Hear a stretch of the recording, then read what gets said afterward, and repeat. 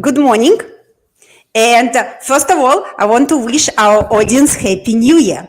This is our first broadcast after the holidays. So we appreciate all our listeners and we want to wish them very happy and healthy New Year. And today I want to introduce our guest, Mr. Anders Olsson. This is our first guest from Sweden. Good morning, Mr. Anders. Good morning, or good afternoon, actually, from where I am. I'm gonna give you more information about Mr. Anders. So I learned about him from this famous book, Breath by James Nestor. I know I referenced this book several times during our interviews.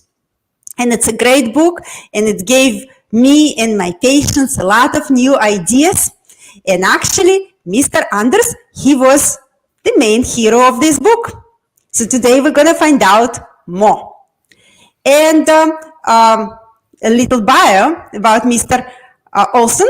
He used to be in IT tech world and he had his aha moment and he totally redesigned his pathway and career and he became a brief coach and advocate of a correct briefing. We will find out how this whole thing happened. And again, thank you very much for listening to our channel. You can if you know someone who sleep next to the snoring partner or have a trouble sleeping at night, please click the like and share button. This way you help to spread the word about our channel. And if you are a medical professional, you can use the ground of our channel as a networking ground. You can connect with other colleagues who have the same philosophy and you can share information we have or post information about the solution and problem you're facing in everyday life. This way we can find all missing puzzle to resolve the mystery of obstructive sleep apnea. So let me ask you, Mr. Anders, what happened in your life? What you changed your career from IT tech to brief coach and advocate? I came across a book called How to Swap Asthma for Life. It was not that I have or have had asthma, it was just that I was interested in health. And I read it, and the book was almost all about breathing. And there and then I understood how important breathing is. And when I started to play with the different exercises and noticed the positive effect on myself, I decided to make it my profession. So I noticed how my brain, that has most of my life been in overdrive, have had a very stressful brain, find it hard to relax and calm down. I suddenly found a way to unlock my turbo and slow down just by turning to my breath. It was really cool and really amazing. I need to comment on that topic because we have in our practice a lot of people who suffer exactly from the same thing and we want to know more. The comments I usually get as a practitioner who wants to know the depth of the story, I have a racing brain. I cannot just shut them down. I'm thinking about things, in circles all night long and I cannot just fall asleep. Or second scenario, I fall asleep finally, and then I wake up at night, and again, this started. So tell us, how did you overcome that similar problem for you? Yeah, a lot of people who have these problem, racing mind and sleeping problems, they find themselves, when they start to pay attention to their breath, that they're either breathing through their mouth or they're breathing higher up in their chest and breathing fast. So what I did was just doing the opposite. Closed my mouth, breathed through my nose, and started to breathe lower and slower. Because if we move up our breath higher up in our chest, we will also move our attention higher up in our head. We will go from being embodied, having our attention in the stomach or heart, to live more up in our heads, basically. So you can see when we start to breathe lower and lower using our diaphragm, we move the attention from our head into our body, and that's when the brain starts to relax. So what we do when we breathe through the mouth, when we breathe shallow and fast, we overbreathe, a, slight form of hyperventilation, and that means we are flooding our system with oxygen, and our brain is the main oxygen consumer. So if we flood the brain with oxygen, it basically can't relax because it has to deal with all the oxygen, and that gives rise to thoughts or nerve signals to stimuli the muscles. No, that's a very interesting concept. I want to go back to the book. So can you tell us the story, how the whole connection happened between you and James Nestor? Yeah, so James called me quite early on in his project. He was doing research for his book, and he needed help, basically. What's the thing with breathing? And we had a lot of discussions, and I helped him as much as I could, sharing my knowledge. And then he came up with the idea, asked me if I wanted to participate in a study he was planning at Stanford University. And he asked me, "Do you want to join?" And I said, "No." It would be horrible to breathe through my mouth, because the idea was that we should tape our nose for 10 days. I don't like that, but I'm way too curious to say no. So I don't want to participate, but out of curiosity, yeah, I'll be more than happy to join. So it was interesting to follow his journey, and he made a fantastic job writing the book, and so much research. I specifically, I like how like it's so many practical moments which I see in our practice every single day. People, they did not tape the nose, they just voluntarily don't use the nose. Yeah. And what again was such a big revelation to me when I asked the people, "Oh, is your mouth dry at night?" They're like, "Yeah, it's dry." And I asked them, "Do you know why?" And they don't come up to the idea, "Oh, most likely I just use it to breathe." They're like, "It's dry." They just accept the fact. But in a book with that experiment, I think people, reading the book, they can connect the dots with their own symptoms. Yeah. And that's, how, two people did that. I find it so interesting, and was just amazing idea. So thank you very much for, helping him and doing that, because that's become, when I cannot, you cannot tell somebody, "Oh, yes, I see that what you're doing wrong." You have to find the pathways, maybe through the book or maybe of their own observation. So, that book helped me to relate the message to my patients. I'm going to ask you again, I want you to repeat. Tell me, when, I'm going to ask you kind of two questions.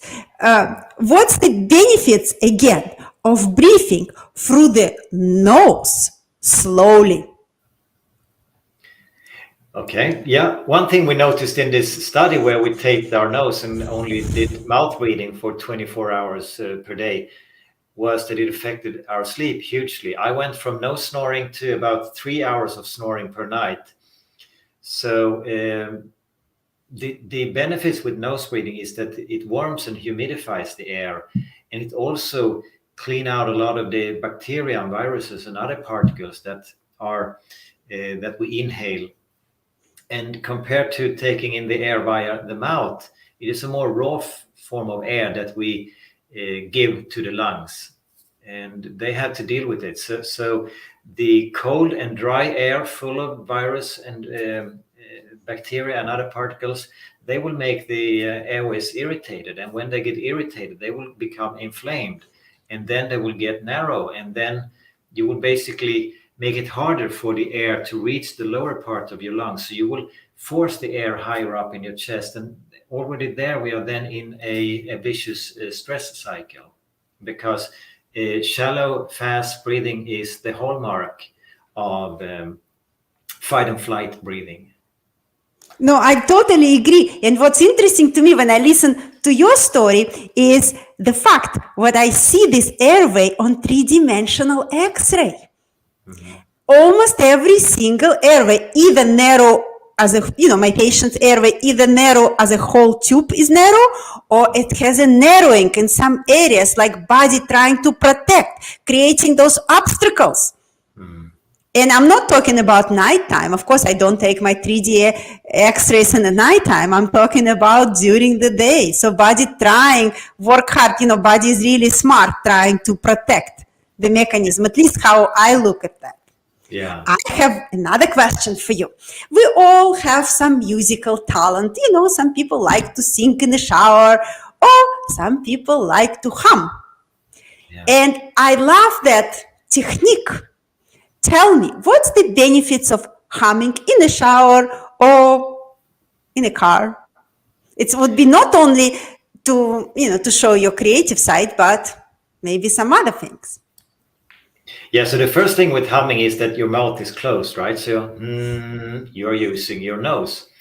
And but when you also create this sound, it helps to stimulate the circulation of air, and also the production of nitric oxide that is produced in our nose. And nitric oxide is very important. So when we inhale through the nose and do the humming sound, studies have shown here actually in Sweden at Karolinska Institute that the increase of nitric oxide production could be as much as 15-fold.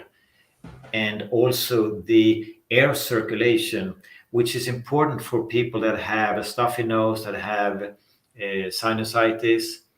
They usually have trapped air, and when you have trapped air, when you have poor circulation, that gives a ground for bacteria to grow, and then you may find yourself getting a cold or a sinusitis. So for those people, it's very beneficial to hum to increase the circulation and to increase the production of nitric oxide, because nitric oxide is antibacterial, antiviral, and antifungal, meaning that bacteria, virus, and fungi doesn't like nitric oxide. So it's a great, it's actually, the nose is the first part of our immune system, which makes sense because we inhale 10 to 20,000 liters per day of air. So we really have to defend ourselves against the virus and bacteria and other particles we encounter. That's very interesting fact, because I really like what you mentioned, Karolinska Institute, because that's the institute who announced the Nobel Prize winners, or it connected so much. And again, we're so honored that our guest is from Sweden, from the country who announced Nobel Prize on December 10, right? It just happened. Yes. Yeah. And I personally want to mention again what in 1996, when they announced the Nobel Prize to the Louis Ignatius, who found nitric oxide, and he made nitric oxide famous to the world. And now, we can educate our patients about the benefits of nose breathing, having a scientific background with the Nobel Prize. I think it's very special. Like, it's in a way, it's a really scientific and popularized for the public. I think, thank you, Sweden, for doing that. And thank you, Alfred Nobel, for, offering Nobel Prize to significant people. So I'll be very proud you are from Sweden again. I want to ask you the practical exercise. And again, thank you to our audience. You can put your questions in the chat box. We really appreciate you listening to us. And we're going to give you some practical tips. So tell us about your favorite exercise for breathing. And as I mentioned to you, I would like to know, what can adult do, and maybe what can be exercise for kids? Right. So but I teach conscious breathing. This concept is not so much about doing a specific exercise at a specific time to achieve a specific result. It's more about your daily breathing habits. The fact that we take about 1,000 breaths each hour. And by changing those, we can basically change our life. So my favorite exercises or tools, maybe is the better word, is to tape your mouth shut at night. This is our product, the sleep tape. It is to do physical activity with closed mouth, so you only breathing through your nose. So when I exercise, I usually don't go faster or harder than what my nose can allow. And then I have this little tool, the relaxator. You can see it here as well. Oh yeah, you have it. That's you put it in your mouth and you exhale through a resistance. So you adjust the resistance to match your needs. And that prolonged exhale makes you relax and calm down, because inhale is tied to activation, while exhale, now we can relax, the danger is over. So by prolonging the exhale slightly, we are able to go from fight, flight, and the gas pedal to safe and secure, and the brake, parasympathetic. And what I find is that a lot of people need that. They want to understand that. They need that, or they need that tool to be able to shift from gas to brake, from activity to recovery. And the key there is in the out breath, because with every breath you affect your nervous system. Inhale, although I was exaggerating a lot, the inhale is more connected to activation, and the exhale is more connected to relaxation and recovery. So basically, your favorite exercise would be exercise with the relaxator. And I have to test. We do have a lot of patients who use the relaxator. And my favorite friend, she has a relaxator at home, in a car, and she always have it with her. And also she gave it to the people she care about. She gave the relaxator as a gift for upcoming year. But what she mentioned, when she used the relaxator before she goes to bed, it put her in transcendent state, and she find it much easier to fall asleep. Yeah. So that's the great tool, and we always recommend that instrument or tool for our patients who suffer from racing thoughts or sleep disorder breathing. Yeah. But I would like to ask you, if a lot of people sitting on a desk and they don't find what they exercise. I understand your recommendation with the breathing, but a lot of people want to have maybe some physical activity, what in a way can help them with the breathing, but what they can do during the daily, work activity, they can find a way to exercise. What can you recommend? Yeah, one exercise, I call it diaphragm activation. So you just put your hands to the sides, you close your mouth, and then when you inhale, you try to squeeze your hands out to the sides. So you inhale and take a big breath in. And then when you exhale, you push your hands on your ribs So that is where the diaphragm sits, in the lower parts of your ribs. Your diaphragm is connected to the breastbone at the front, and then to the 6 lowest ribs, all the way back to your spine. So when you inhale, the diaphragm moves down and it expands forward, backward, and to the sides. So by activating the diaphragm, by trying to strengthen it with this exercise, you will help to move your breath from your chest down into the lower parts of the lungs. Now, I want to talk a little bit about your, things what you're doing for the world, about your website, Conscientious Breathing, and about very special thing what you promote on your site called importance of carbon dioxide. Yeah. Because I find, a lot of information on your site. It was very useful, and the courses you offer to people very, life important skills. So now I want to ask you about your side and about the benefit of carbon dioxide for our, life. Okay, so can I just add about the exercises? There are also tons of yoga-like Ah, exercises you can just do in your office chair, just like this, or like this, or like this, or where you open up the airways, make it easier to breathe. So there are tons of exercises that actually help you to relax the muscles that, for many of us, have become tense and actually inhibit the breath from reaching the lower parts of the lungs.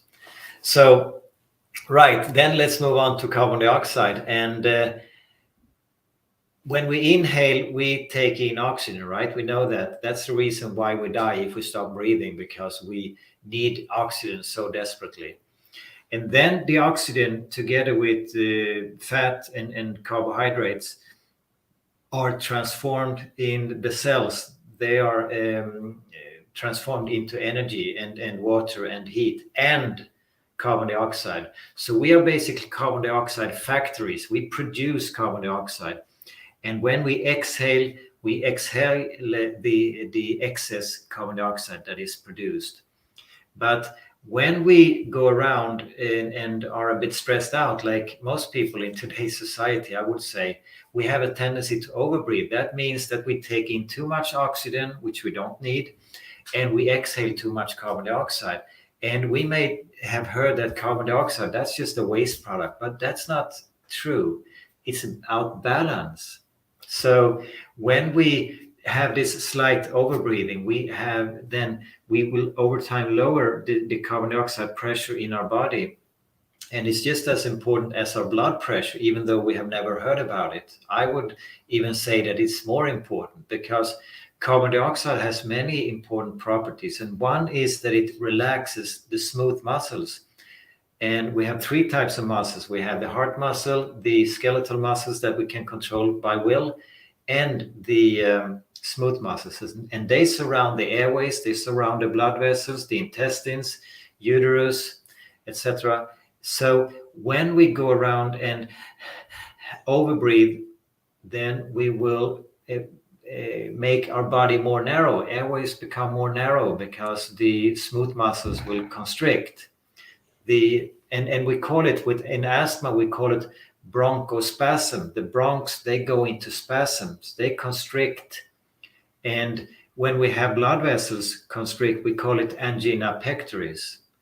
When our brain goes into cramp, we call it an epileptic seizure. And there are menstruational cramps as well. You can see that when you investigate this, that carbon dioxide play a crucial role in all of these issues. So it's basically conscious breathing. One of the main effects of the conscious breathing concept, the idea that help you to go from fight, flight, and unlock the turbo and go to in a safe and secure mode by relaxing your breathing. That helps you to open up your body. And it's if you're in sympathetic, in fight flight, you have tunnel vision, right? It's like going on the motorway. But when you slow down, when you drive slower, you open up, you get a wide angle. It's similar, because when you slow down, you also slow down your breathing. So it goes hand in hand. When you're running your life fast, you're breathing fast, and that will then give you this tunnel vision, and it will make your body constrict.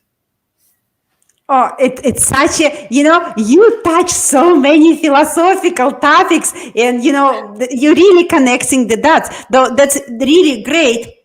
But in my practice, I see the asthma situation quite often. It can be in a different way or different level. Some people always walk with the inhaler and really scared, of the asthma attack, and some people experience that. But in any case, it's a scary thought. So I know you come to the idea of conscientious breathing through asthma connection.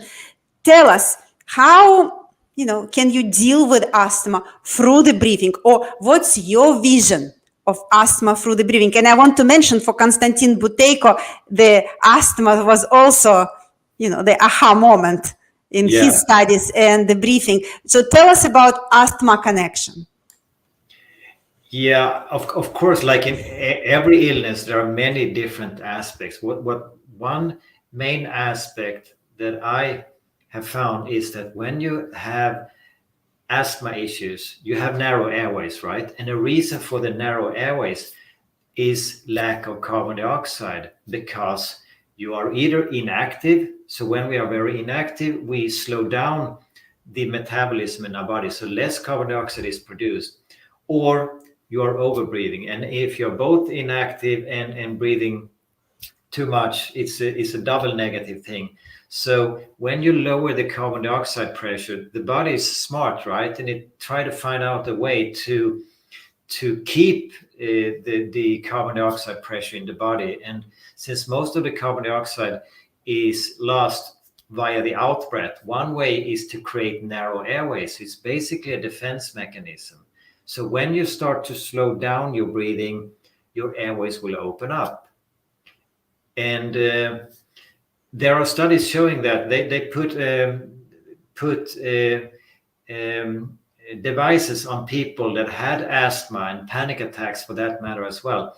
And they noticed about 30 to 60 minutes before an asthma attack or a panic attack, something happened in their life.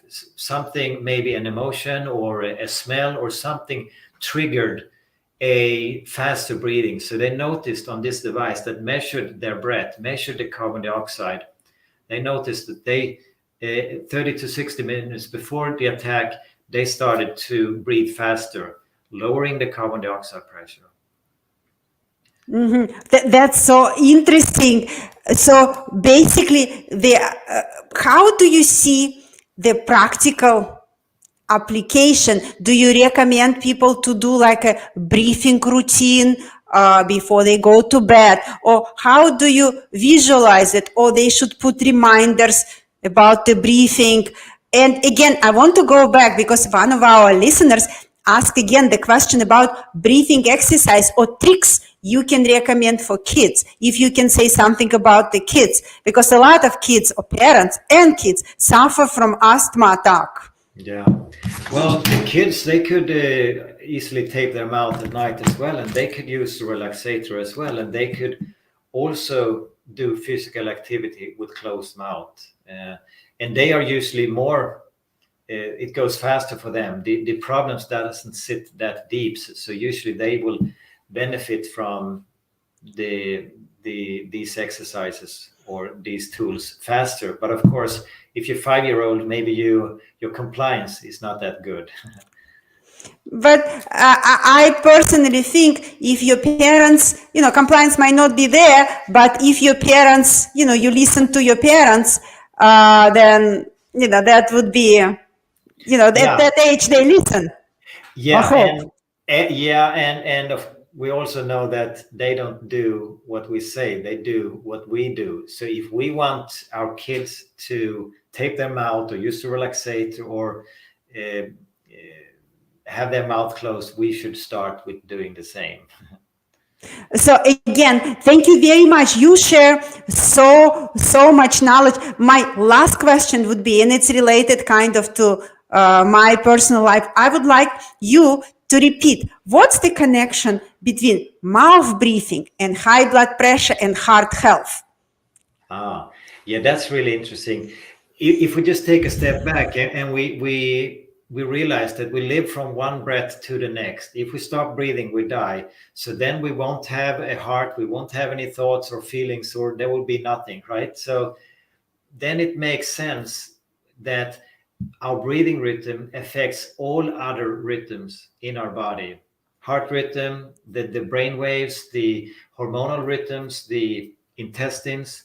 So it's clearly, I just got a testimonial yesterday from a guy saying that I have this heart rate variability monitor where I measure my heart.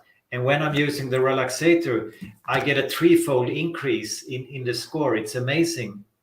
Or in another testimonial from a doctor saying that he had high blood pressure and he was only in his 30s and he didn't want to take the medication because of the side effects.